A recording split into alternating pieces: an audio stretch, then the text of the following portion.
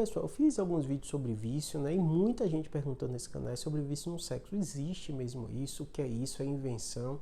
Existe. Para vocês terem ideia, né? Tem um Código Internacional de Doenças da Saúde Mental. Ele tá lá o transtorno relacionado ao vício em sexo. Então existe. É uma doença como outra qualquer. E aí você vai entender um pouquinho de como é essa doença, como identifica, quais são os sinais que você percebe se tem ou não ela.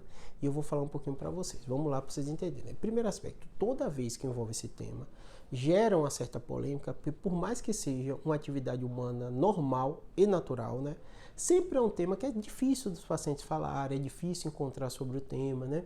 E muitas vezes acabam perguntando aqui no canal sobre esse tema, porque a pessoa conhece alguém que viveu com isso ou vive com isso e tem essa dificuldade de verbalizar. E o que eu costumo dizer é o seguinte, como qualquer outra doença, o mais importante é você procurar ajuda para individualizar o seu caso. Aqui no canal eu vou dizer os primeiros sinais e sintomas, né, que essa doença surge, né, como você vai lidar com ela, que profissional procura, né, e quando você deve procurar. Né? Então o que acontece? Em primeiro lugar, isso não tem relação à frequência que você pratica, não tem a ver com além disso, né, possibilidade da pessoa, que às vezes acontece, estou tentando usar uma palavra correta para vocês entenderem, né, o quanto nessa relação de casal, um quer muito e outro não quer, isso não significa que é por isso que tem uma doença, né? Então, esses não são os aspectos mais relevantes. Normalmente, o que vocês perguntam é isso, é desse jeito. Ah, se é uma vez por dia, se é uma vez por semana, se é uma vez, 2 vezes por dia, isso vai fazer ser uma doença? Não é essas características que a gente olha para dar o diagnóstico, né? Em primeiro lugar, normalmente, qualquer doença que envolve a saúde mental, muitas delas são as características que as pessoas têm diferentes. Então, por exemplo, a frequência é individual, não tem um número para dizer que há mais de uma vez por dia doença ou duas, não existe isso. Tem pessoas que têm libido mais elevado, tem pessoas que têm libido baixo, isso é variação normal do ser humano, né?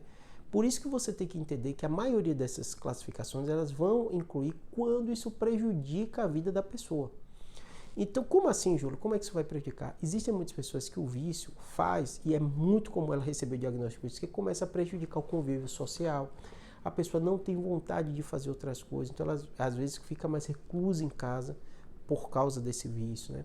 Muitas vezes a pessoa começa a ter atitudes e comportamentos que vão prejudicar a vida dela, ela percebe isso, né? O fato dela ter muita vontade, dela praticar em situações que envolvem risco a ela, aí pode ser em aplicativo, aí pode ser comportamentos às vezes em ambientes inadequados, que podem ter um aspecto legal até envolvido, né? Toda essa situação que envolve um prejuízo social é uma das primeiras características que a gente vê. Normalmente essa característica é muito associada a uma sensação de culpa da pessoa. A pessoa não se sente bem com isso.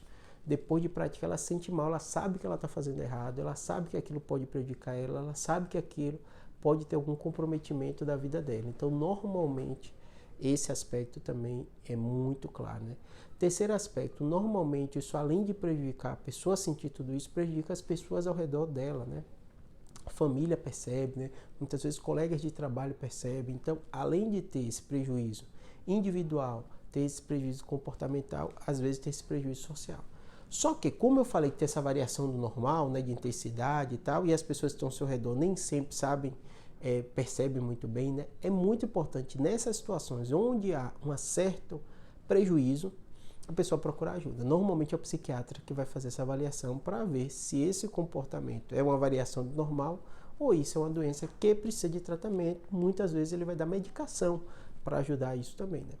Então percebam que é um tema pouco falado, é um tema que é difícil da gente verbalizar, de conversar, é um tema difícil de perceber os sinais e sintomas, porque está dentro da individualidade, né? As pessoas não começam e nem comentam sobre isso, mas que você, indivíduo, consegue perceber. Então, se você está aqui no canal, parou porque estava preocupado com você ou com alguém que você convive, ter ou não essa doença, já é um sinal, um sintoma relevante que você deve procurar ajuda. Mesmo que você não receba o diagnóstico, mas pelo menos alguém vai te ajudar a lidar com isso, tá bom? Espero que tenha ajudado. É uma doença como outra qualquer, procure ajuda se está passando por isso. Abraço.